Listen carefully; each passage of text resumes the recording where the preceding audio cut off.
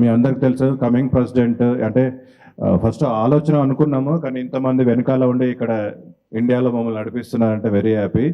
కానీ ఫస్ట్ మేము అనుకున్నప్పుడు 70 సంవత్సరాల్లో ఎన్ఆర్ఐస్ అందరూ మీకు తెలుసండి, పొద్దున్న లేసామంటే వాట్సాప్లో మీకన్నా ఎక్కువ పాలిటిక్స్ గురించి డిస్కషన్ నడుస్తుంది, అదే పని మీద ఉంటాం, ఇంకా వేరే పని ఉండదు. కానీ రియల్గా గ్రౌండ్లో ఉంటామా అంటే ఉండరు. ఇక్కడ నుంచి లీడర్స్ అమెరికాకు వస్తారు, మాతో 1 వీక్ 2 వీక్స్ 24 అవర్స్ తిరుగుతారు, వీడికి వస్తే కనీసం మా ఫోన్ కూడా పిక్ చేయరు, వాళ్ళ పిఎల్ కూడా మా ఫోన్ పిక్ చేయరు. సో ఎక్కడో ఎక్కడో ఎక్కడో తేడా ఉందండి. అది అంటే వాళ్ళ ఉద్దేశం ఏంటంటే వీళ్ళని మాకు ఓటేస్తారా, వీళ్ళు ఓటేయరు, వీళ్ళతో ఏంటి వీళ్ళకి సంబంధం లేదు. సో ఎంతసేపు ఇక్కడున్న ఇంటెలెక్చువల్స్లో కూడా ఎక్కడో ఆదిలాబాద్లో 95% ఓటింగ్ అయితే హైదరాబాద్లో 40% ఓటింగ్ కూడా కావట్లేదు. సో కారణం ఇక్కడ ఏం పట్టించుకోవట్లేదు వాళ్ళు. సో వాళ్ళకి కావాల్సిన ఎంతసేపు పథకాలు 3 లక్షల కోట్ల బడ్జెట్ ఎక్కడికి వెళ్తుందండి? మేము ఒక 15 స్కూల్స్ విజిట్స్కి వెళ్తే కనీసం సింగిల్ టాయిలెట్ లేదండి.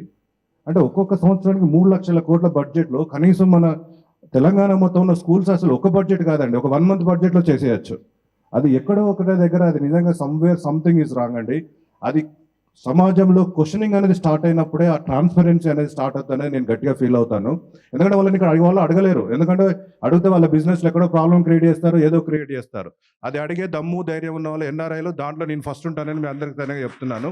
ఇక్కడ నుంచి ఖచ్చితంగా పాలిటిక్స్లో క్వశ్చనింగ్ అనే దాంట్లో జీటీ అనే ఆర్గనైజేషన్ కంపల్సరీ మేము ప్రతి ఎమ్మెల్యే, ఎందుకంటే 1000 కోట్ల బడ్జెట్ వస్తుందండి, ఎక్కడికి వెళ్తుంది ఆ బడ్జెట్ అంతా అనేది ఖచ్చితంగా MLA has to answer to the public. So that we will make sure that every MLA is answer to the public అండి.